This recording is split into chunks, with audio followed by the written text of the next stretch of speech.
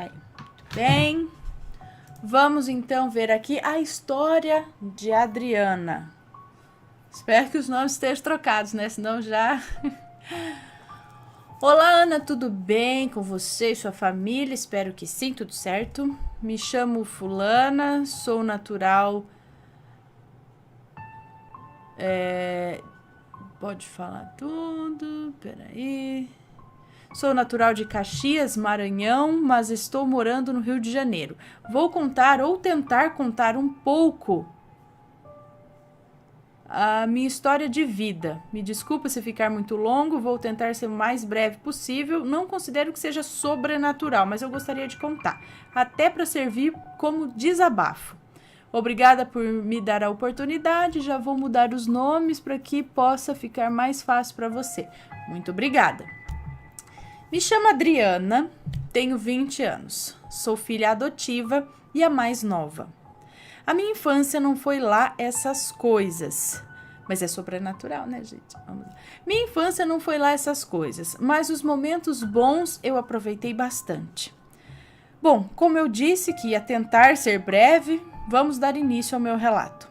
Como você deve saber, em alguns lugares e por algumas pessoas, a Umbanda é vista como algo ruim, coisa e tal. Era o que eu também achava. Eu comecei a frequentar a igreja evangélica aos 7 anos, depois do falecimento da minha avó e do meu pai biológico. E onde eu ia, ouvia falar mal da Umbanda. Eu sou uma moça curiosa e sempre gostei de pesquisar as coisas na internet, principalmente vídeos.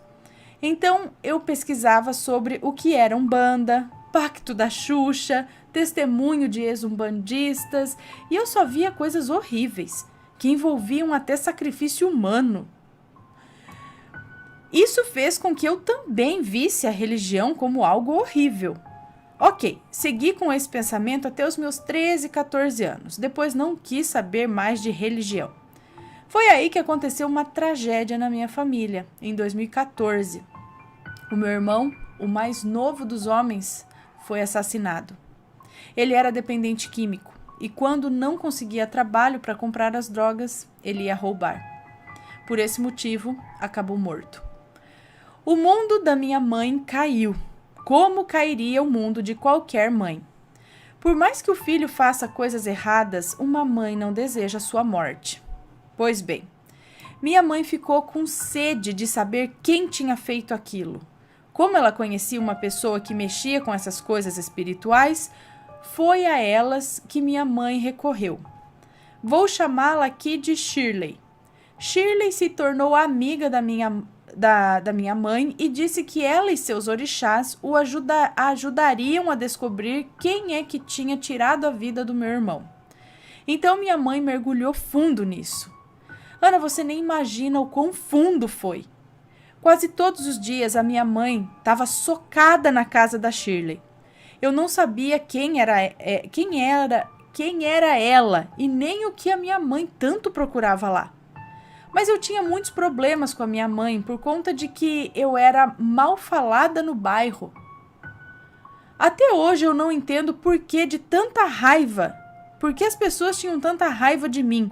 Falavam mal e a minha mãe sempre acreditava. Eu nunca fui santa, mas também eu não era esse demônio que eles diziam, né? Enfim, voltando ao relato. Em uma dessas discussões com a minha mãe, eu disse que queria fazer alguma coisa para não ficar tanto tempo dentro de casa e não ficar batendo boca com ela. Aí que eu conheci a tal de Shirley. E eu fui trabalhar na casa dela. Mal sabia eu que a partir daquele dia a minha vida tomaria um rumo tão... não sei nem que palavra usar. Com um tempo, Shirley foi se aproximando de mim, mas como amiga, assim como com a minha mãe. E a ela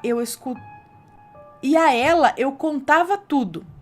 Certo dia, ela me levou lá no pai de santo dela, que por sinal já era bem conhecido da minha mãe, e eu fiquei assustada. Tipo, como assim? Nem me falaram nada, nem perguntaram o que eu achava disso? Mas ok, eu não quis contrariar as duas.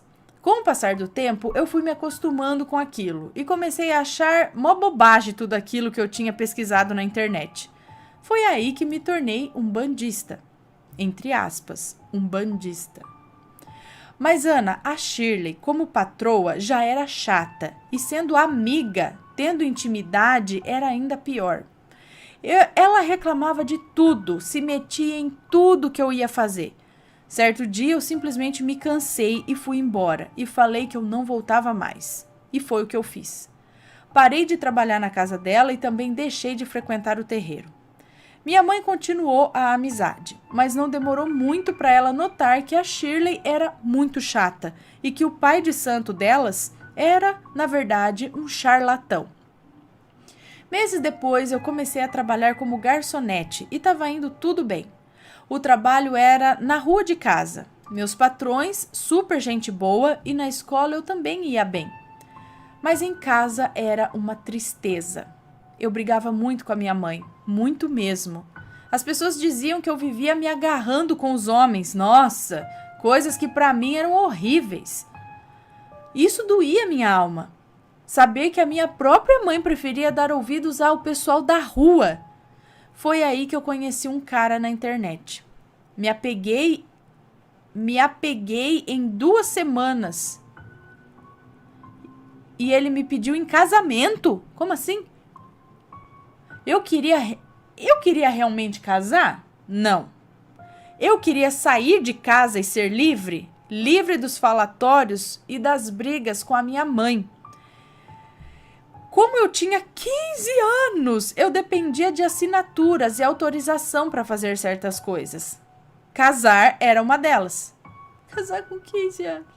Eu estava disposta àquilo e lutei até conseguir. 6 meses depois eu casei via procuração, à distância e sem conhecer o cara pessoalmente. Gente, loucura!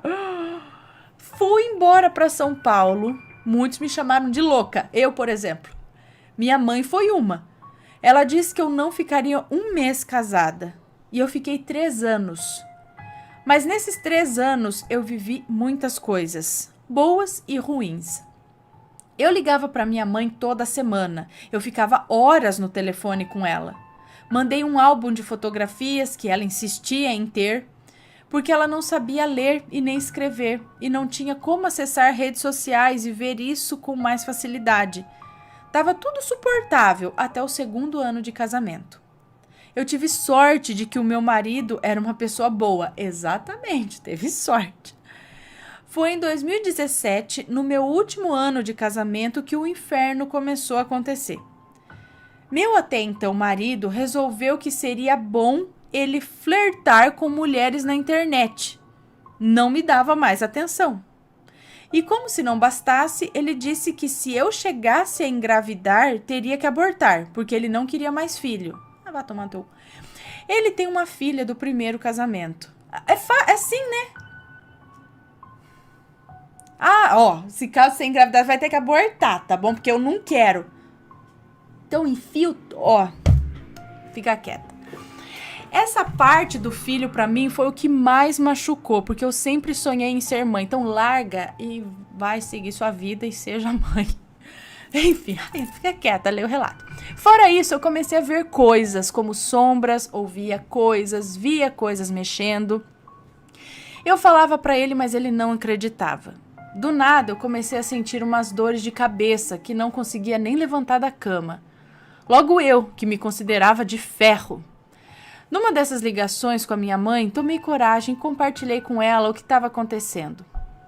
Ela não me julgou nem nada, nem comentava muito sobre isso. Só dizia que eu tinha que me cuidar espiritualmente. Aí eu falava para ela que não tinha como, porque o meu marido não acreditava e eu não ia sozinha a um terreiro. Outra vez falando isso para ela, ela me conta que tinha achado alguém que estava ajudando ela. Eu já fiquei preocupada e disse que ela tinha que prestar atenção para não cair em onda de charlatão de novo. Ela me passava confiança sobre essa nova pessoa, mas não me falava nunca de quem se tratava. Um belo dia aconteceu uma briga entre eu e o meu marido e eu decidi que queria me separar. Vivemos como separados 2 meses, mas morando na mesma casa. Porque eu tinha que ver um jeito de falar para minha mãe que estava voltando para casa, sem ela falar aquela famosa frase, eu avisei. 2 meses se passaram, tudo resolvido. 2 dias antes da viagem, eu liguei para minha mãe e avisei que estava indo para lá. Ela ficou muito surpresa. Então, parti para o Maranhão. Cheguei lá às 2 da manhã e a minha mãe me recebeu sozinha na porta de casa. Eu me emocionei tanto. Fiquei tão feliz em vê-la novamente depois de 3 anos. Nossa. Conversa vai, conversa vem. O dia finalmente amanheceu e ela resolve que quer ligar para alguém e fazer uma surpresa. Peguei então meu celular e pedi o número da pessoa. Adivinha quem era a pessoa, Ana? Shirley. Quando eu vi quem era, eu disse que eu não queria fazer aquilo. Mas minha mãe insistiu e eu, para não desapontá-la, obedeci. Coloquei no Viva Voz. E minha mãe falou assim: Shirley, você não sabe quem acabou de chegar aqui em casa. Aí a Shirley respondeu: claro que eu sei, foi a Adriana que chegou. Eu não lhe falei que ia dar certo? Em menos de 15 dias... Eu não falei que ia dar certo? Em menos de 15 dias ela ia estar aí? Na hora minha mãe ficou pálida e disse para Shirley: outra hora a gente conversa. E desligou o telefone na cara dela. Eu, como não sou trouxa nem nada, notei aquilo tudo. Ana, as duas se juntaram para fazer trabalho, para me separar do meu marido e me levar de volta para o Maranhão. A minha vontade era de pegar minhas malas e voltar para São Paulo na hora. Não por me arrepender de ter me separado, mas por ter sido apunhalada pela minha própria mãe. Eu só sabia chorar. Perguntei para minha mãe onde estavam as fotos que eu tinha mandado para ela e ela não sabia me dizer onde estavam. Eu passei 2 dias anestesiada com aquilo. Mas não sei o que deu em mim, que no 3º dia eu nem sentia mais raiva em relação ao que tinha acontecido. Era véspera de Natal, quando a Shirley bate no portão da minha casa. A recebi bem, ela me convidou para ir para a casa dela, mas eu não quis. Nesse dia, eu fui para a casa dos meus amigos, que há 3 anos eu não via. No dia 26 de dezembro de 2017, então, eis que Shirley aparece na minha casa novamente, dessa vez acompanhada de um rapaz. E eu fiquei meio sem entender. Porque quando eu trabalhei com ela, eu nunca tinha nem escutado falar sobre aquele cara. E ela dizia que ele era sobrinho dela. Nem te conto. Eu me interessei por ele. Eu só vendo ele, minha mãe e Shirley falando pelos cantos. Até que teve uma hora que ele chamou minha mãe de canto e pediu para ela fazer algo no quintal. Eu não sou burra, Ana. Na hora eu notei que ele não era sobrinho da Shirley. Ele era o novo pai de santo delas. Mas ele era muito novo. Mas ok. Eu, como estava encantada por ele, nem discuti e já nem lembrava mais que elas tinham feito trabalho para me trazer de volta. Ele convidou minha mãe e eu para estarmos na casa da Shirley à noite. Eu fui, muito nervosa. Eu sabia que ia acontecer alguma coisa relacionada à espiritualidade ali, mas eu não sabia que também ia começar mais um grande temporal na minha vida. No fundo do quintal da Shirley tinha uma casa que eu nunca tinha entrado, nem quando trabalhei lá. Era um local inacessível, misterioso. Nesse dia, eu entrei. E quem estava lá? O rapaz. Vou dar o nome de Emerson a ele. Segundo ele, estava servindo de cavalo para a Cigana do Pandeiro, uma entidade da Umbanda. A Cigana do Pandeiro rezou em mim e depois pediu para ficar sozinha comigo. Lá, ela falando coisas sobre mim que ninguém sabia. Do nada, ela me pergunta se eu tinha gostado do cavalo. Eu lá sabia o que era cavalo? Eu simplesmente disse que sim, mesmo sem saber do que se tratava. Então, ela disse que me daria um presente. Eu então disse que aceitaria. E depois da sessão, eu descobri que o presente era eu ficar com o cavalo. O Emerson era o cavalo e o presente. Eu fiquei feliz, claro. Era o que eu queria. No dia seguinte, ela perguntou se eu tinha gostado do presente. Eu respondi que sim. Ela então falou que o cavalo era meu e que a gente ia construir uma família. Eu fiquei feliz e concordei. Emerson e eu não nos desgrudamos mais depois daquele dia. Mas tinha uma coisa que começou a dar errado. Como Emerson era novo médium de incorporação e era a responsabilidade da Shirley, ela se sentia no direito de controlá-lo em absolutamente tudo. Como eu estava com ele e cega, logo ela estava me controlando também. Eu nem percebi. Eu fiquei cega. A minha mãe já estava cega já fazia muito tempo e nem dizia nada. Emerson era o homem dos meus sonhos e o genro dos sonhos da minha mãe. Tudo as três faziam para agradar o Emerson, porque eu não sei em outros lugares do Brasil, mas no Maranhão os pais de santo são muito respeitados. Eu, como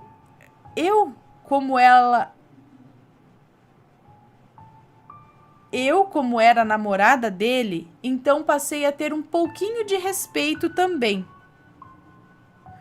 Era como se ele fosse o presidente e eu a primeira dama. Comecei a ter um pouquinho de... começaram a ter respeito comigo também, porque era como se ele fosse presidente e eu a primeira dama. Ele não morava com a Shirley, morava na zona rural e eu só... ele não morava com a Shirley, ele morava na zona rural e eu só ia na cidade a cada 15 dias para fazer trabalhos e me ver. Ele ia... Então, ele morava na zona rural e só ia na cidade a cada 15 dias para fazer trabalhos e para me ver. Aos poucos, eu fui me mudando para a casa da Shirley sem perceber. E ela, como é uma pessoa possessiva e doente, se aproveitou bem disso. Chegou ao ponto de que eu não ia mais na casa da minha mãe. E quando eu ia, era para pôr os pés lá e a Shirley ligava para eu voltar. Mas eu nem estava ligando tanto para isso. Eu estava sendo grata por ela estar ajudando a minha mãe e a mim. Eu sei que esse meu relacionamento foi virando uma bola de neve e um tempo depois Emerson aparece como cavalo do seu tranca-ruas, dizendo que eu tinha que ser mãe do filho dele. Eu fiquei feliz, mas muito assustada. Eu tinha acabado de sair de um relacionamento, eu não estava estabilizada em nenhuma área, mas aceitei. Mal sabia eu que já estava grávida e que aí sim o meu mundo ia virar de ponta cabeça. Com a descoberta da gravidez, depois seu tranca-ruas disse que eu seria a mãe de gêmeos. Nossa, Ana, aí o meu mundo caiu, porque se eu não tinha estabilidade para ser mãe de um, imagina de 2. Mas ok, aceitei calada e segui aquela minha rotina. No meu 3º mês de gravidez, as coisas começaram a ficar estranhas. Emerson quase não dava as caras, não me ajudava em nada. Minha mãe só vivia doente e a Shirley dizia que quanto mais tempo fora de casa eu ficasse, melhor. Porque, segundo ela, eu só falo besteira e essas besteiras iam acabar matando a minha mãe. Certo dia, fui ter um dia de lazer com a Shirley. Fomos chamar minha mãe, mas ela não quis ir. Estava deprimida. Eu insisti bastante, mas mesmo assim ela não quis ir. Então fomos mesmo assim, porque a minha mãe de vez em quando ficava daquele jeito.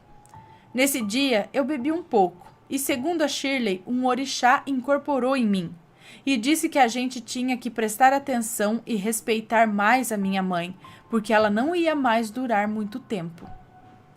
Eu acredito nisso, porque ela me falou no mesmo dia. E também falou que um dos meus gêmeos era a reencarnação do filho da Shirley, que ela havia perdido. Que era ela quem ia ter que criar, ser chamada de mãe e tudo mais. Essa parte eu sempre duvidei, né? E pra mim sempre foi um absurdo. Que tipo de orixá permite isso? Que tipo de Deus é esse? Mas fingi demência e fiquei apenas na parte da minha mãe. Mas eu achava que eles estavam falando de anos e não de dias. Ana, exatamente 15 dias depois eu encontrei minha mãe morta. Às 8h30 da manhã, ela recorreu ao suicídio. Foi a cena mais horrível da minha vida. Foi tudo friamente calculado. Ela arrumou a casa, roupas e deixou todos os documentos em cima da cama. Eu não desejo isso à pior pessoa do mundo. Só sei que depois daquele dia, a minha vida mudou totalmente. Como sempre, foi só minha mãe e eu. Ali, eu me vi sozinha. O Emerson só aparecia uma vez no mês e a Shirley me mantinha em cárcere privado e me fazendo torturas psicológicas. Eu não falava com ninguém. Ela dizia que eu não poderia ter contato com meu filho. Esse relato tinha que ser contado no dia de Maledite. Como, segundo ela, o filho era um menino. Eu tratei de dizer que no ultrassom deu que era uma menina, e a essa altura a gente já sabia que não eram gêmeos. Teve um dia que eu não aguentei mais morar com a Shirley. Simplesmente peguei minhas coisas e fui para casa da minha mãe. Fui morar sozinha. Eu, 2 cachorros, um gato e um bebê na barriga. Eu passei fome, passei medo de que alguém descobrisse que eu morava sozinha e quisesse me matar à noite. Mas o pior de tudo era ter que morar no mesmo lugar em que eu vi a minha mãe morta. Certo dia, a Shirley me chamou na casa dela para ter uma conversa e eu fui. Cheguei lá, ela me falou um monte de absurdos e disse que a culpa da minha mãe ter morrido era minha. Eu não sei como, se ela mesma tinha me tirado de casa. Mas aquilo entrou no meu coração e às vezes, quando lembro, eu começo a me perguntar se tudo o que diziam sobre mim era mesmo verdade. Com a morte da minha mãe, eu descobri quem eram os verdadeiros. Com a morte da minha mãe, eu descobri quem eram os verdadeiros amigos, seria isso? Até os meus irmãos me abandonaram. Eu não falo com nenhum deles. Amigos sumiram. Sabe, eu me faço de dura, que eu não me importo por eles não estarem ao meu lado, mas a verdade é que eu sofro muito com isso. Certo dia, cansada de esperar o Emerson aparecer para me falar algo sobre o filho, eu resolvi ir até a casa dele. Não sabia onde era, mas eu conhecia pessoas que sabiam, então eu fui. Chegando lá, logo vi qual o motivo do desaparecimento dele. Ele estava noivo de outra moça. Eu me mantive firme e não desci do salto. Falei tudo o que eu tinha que falar, que estava indo para o Rio de Janeiro e fui embora. Eu tinha achado quem queria me ajudar, minha madrinha, e não podia perder essa oportunidade. No dia seguinte, ele aparece dizendo que comigo era o lugar dele, etc. Eu fingi que estava dando ouvido e quando ele menos esperava, eu estava aqui no Rio. Vim embora, Ana. Eu não podia ficar jogada lá no Maranhão esperando cair a ajuda do céu. Eu ia ter um filho e com 7 meses de gravidez eu ainda não tinha nada. Vendi tudo da minha mãe e parti para o Rio de Janeiro. Hoje o meu filho tem 9 meses, um lindo garoto. A filha da minha madrinha é madrinha dele. Eu não estou completamente feliz, pois não estou trabalhando e enfrento uma depressão. O que me mantém realmente em pé é o meu filho. O pai dele de vez em quando aparece, mas não fala em ajudar, não. O que eu quero dizer é que nunca devemos deixar que as pessoas usem as nossas dores e a nossa ingenuidade para satisfação própria, como fizeram Shirley e Emerson. Usaram 2 pessoas que não sabiam nada de Umbanda e a gente caiu. Eu até hoje não sei qual foi a gota d'água para que a minha mãe tenha tirado sua própria vida e talvez nunca saberei. Temos que aprender a nos policiar e a policiar quem nós amamos. Eu tentei e mesmo assim acabei também caindo na cilada. Eu não sei como tem pessoas que têm a coragem de inventar, botar nome de orixás numas coisas como essas. Ana, sei que ficou enorme esse relato e já quero te pedir desculpas por esse fato e também pelos erros. Meu objetivo aqui foi contar minha história bem resumidamente, acredite. Muito obrigada e felicidades a você, ao Matheus e aos bebês. Obrigada e fiquem com Deus. Um beijo para você, muito obrigada por compartilhar a sua história com a gente. Exato, os piores são esses, não é? Que usam da espiritualidade para fazer mal, mentir, usar o nome... Mas deixe. Vai ser cobrado. Né? Em várias religiões, tá?